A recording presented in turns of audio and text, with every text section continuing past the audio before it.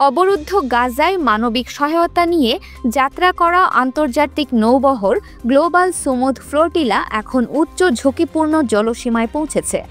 এই পরিস্থিতিতে ইসরায়েলি সামরিক বাহিনী জাহাজগুলো নিয়ন্ত্রণে নিতে বড় ধরনের প্রস্তুতি নিচ্ছে বলে জানা গেছে। ফ্লোটিলার যাত্রায় ইসরায়েলি হামলার আশঙ্কায় আন্তর্জাতিক মহল থেকে কড়া হুঁশিয়ারি দেওয়া হয়েছে। ফ্লোটিলার সদস্যরা দাবি করেছেন যে তাদের জাহাজ উচ্চ ঝুঁকিপূর্ণ সীমানায় পৌঁছানোর পর একাধিকবার ইসরায়েলি হামলার শিকার হয়েছে। তারা অভিযোগ করেছেন, ইসরায়েলি সামরিক জাহাজ প্রায় ৬ মিনিট ধরে তাদের দুটি জাহাজকে ঘেরাও করে রেখেছিল। এছাড়াও ইসরায়েলি বাহিনী ফ্লোটিলার যোগাযোগ ব্যবস্থা ব্যাহত করার জন্য নানা পদক্ষেপ নিয়েছে। এই ধরনের সামরিক হয়রানি আন্তর্জাতিক জলসীমায় মানবিক সহায়তার উপর এক বড় ধরনের আঘাত। ব্রাজিলিয়ান মানবাধিকার কর্মী থিয়াগো আভিলা এই হয়রানির ভিডিও সামাজিক মাধ্যম এক্সে প্রকাশ করেছেন, যা বিশ্বজুড়ে ব্যাপক আলোচনার জন্ম দিয়েছে। ফ্লোটিলার জাহাজের নিরাপত্তা নিয়ে ইতালির ডেমোক্রেটিক পার্টির এমপি আর্তুরো স্কোটো শঙ্কা প্রকাশ করেছেন। তিনি ঝুঁকি এড়াতে আন্তর্জাতিক সহযোগিতার মাধ্যমে গাজায় ত্রাণ পৌঁছানোর আহ্বান জানিয়েছেন। তবে বিপদসীমায় পৌঁছানোর পর ইতালীয় সরকার সামরিক সমর্থন প্রত্যাহার করে নেওয়ায় তিনি তীব্র সমালোচনা করেছেন।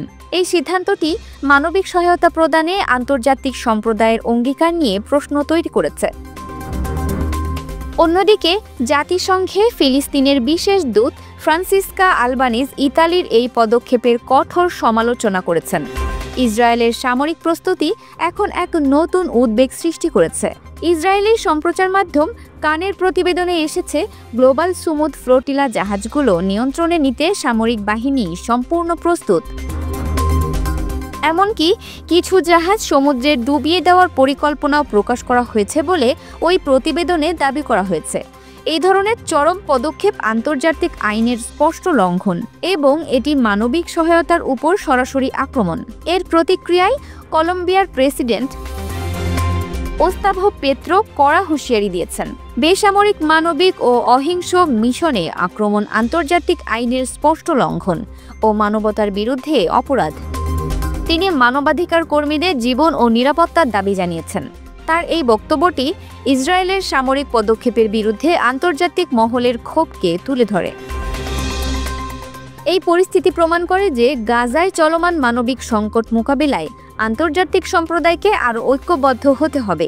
ইসরায়েলের এই ধরনের আগ্রাসী পদক্ষেপ আন্তর্জাতিক আইন এবং মানবিক মূল্যবোধের প্রতি চরম অবজ্ঞা প্রদর্শন করে। এই ফ্লোটিলাটি কেবল ত্রাণ নিয়ে যাচ্ছে না, বরং এটি মানবতার প্রতি এক অঙ্গীকারের বার্তা বহন করছে, যা ইসরায়েলের আগ্রাসী নীতির বিরুদ্ধে এক নৈতিক প্রতিবাদ।